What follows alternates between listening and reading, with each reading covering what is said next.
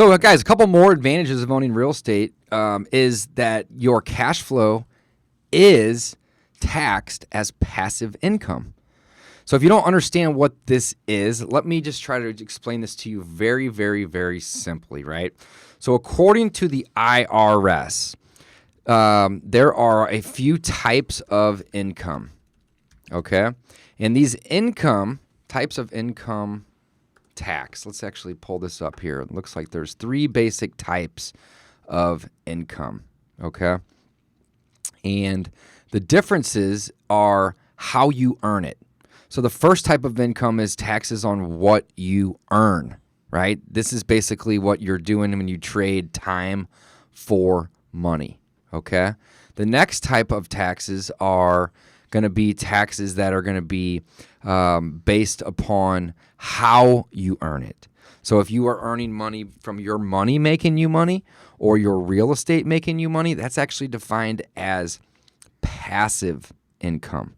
And then the other type of income, and there's probably a couple more here, but the other type of income would be income that is earned from capital gains and or dividends for the most part.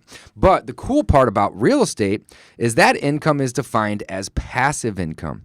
And again, laws are written by rich people to protect rich people. Guys, if you have not heard me say that before, I'm going to be really surprised because I preach this all the time.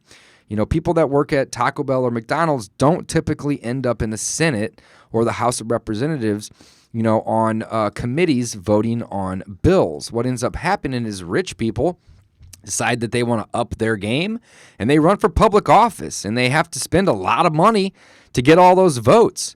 So it's very rare that somebody that is in office, you know, doesn't come from some sort of means, or they're just very, very resourceful. So rich people, they tend to make a lot of their money not working for it. They let their relationships make them money. They let their assets make them money. And more importantly, they let their money make them money. Well, rich people aren't going to shoot themselves in the foot. So what are they going to do? They're going to make laws that say, well, if you work for your money, you should pay the most amount of taxes on it. And if you're like me, the rich guy, and you make, 70, 80, 90% of your money from your money making you money, then we should be taxed less. I don't necessarily agree with the way that this is designed and the way that it's carried out, but I acknowledge it, and I'm going to play the game the way the game's going to be played. Don't hate the player. Don't hate the player, right? Hate the game. That's a great point, Mike. Right. So with that being said, there is a massive advantage of making money or cash flow from real estate because you are actually taxed in a whole different bucket than all of your earned income, right?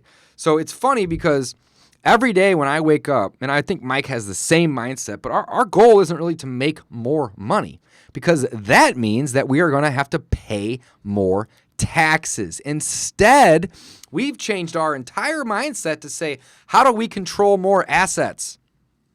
It's a whole different ballgame than saying, how do you make more money? Because here's the cool thing about controlling assets. You build wealth. And wealth isn't taxed, my friends. Income is. Whoa, wait. Say that again. Wealth isn't taxed, my friends.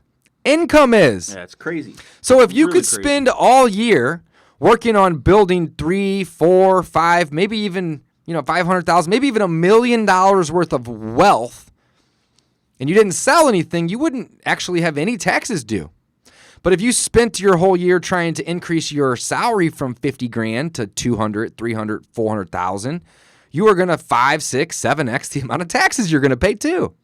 So really the goal isn't to make more money, it's to control more assets, therefore creating more wealth, because wealth isn't taxed. So passive income is a tax classification, and you get that via real estate investing, right?